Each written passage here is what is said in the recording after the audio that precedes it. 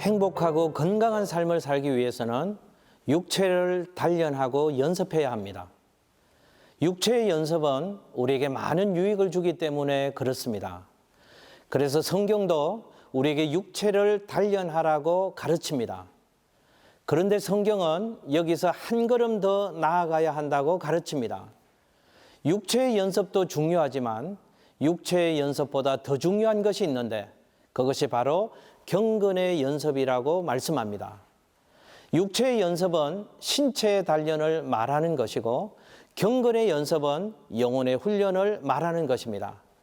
육체의 연습은 현세에만 해당되고 이 땅에 존재하는 동안만 유익한 것이지만 경건의 연습은 영원까지 유효하기 때문에 내 생에도 우리에게 유익을 가져다 주기 때문에 경건의 연습을 하라고 성경은 우리에게 도전하고 있는 것입니다.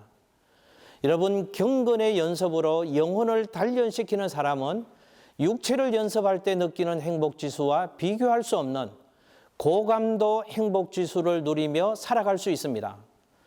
더욱더 수준 높은 행복감을 전 삶의 영역에서 누릴 수가 있습니다.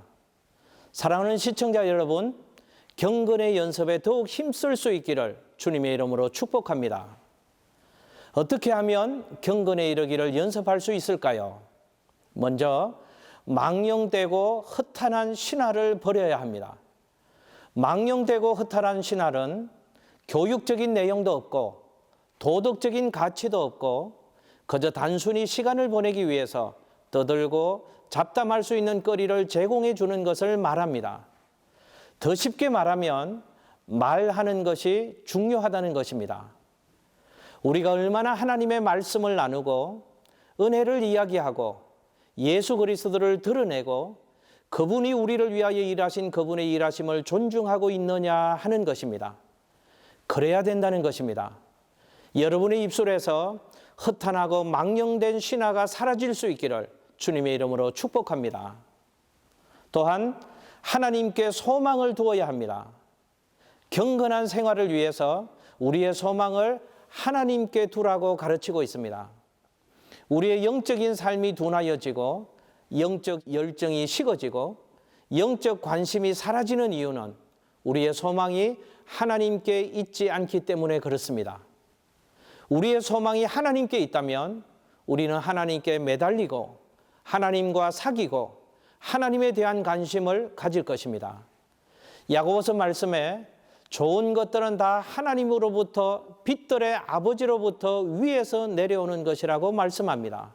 그러므로 소망을 하나님께 두라는 것입니다. 또한 말씀과 은사에 전념해야 합니다. 하나님의 말씀과 하나님 주신 은사에 전념하는 것, 그것이 경건에 이르는 연습이라는 것입니다. 하나님의 말씀인 진리를 떠나서는 그 누구도 경건에 이를 수가 없는 것입니다. 그러므로 경건에 이르는 길은 하나님의 말씀을 듣고 읽고 암기하며 공부하는 것입니다.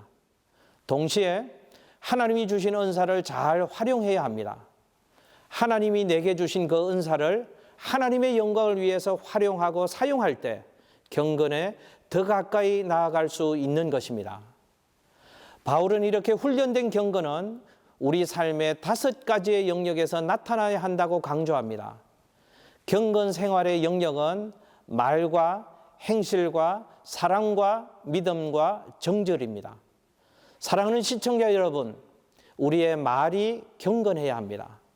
우리의 행실이 경건해야 합니다. 우리의 사랑이 경건해야 합니다. 우리의 믿음이 경건해야 합니다. 우리의 정절이 경건해야 합니다.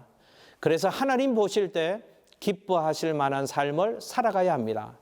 그래서 현세와 내생에 약속해 주신 그 유익함을 풍성하게 누리는 우리 모두가 될 수 있으시기를 주님의 이름으로 축복합니다.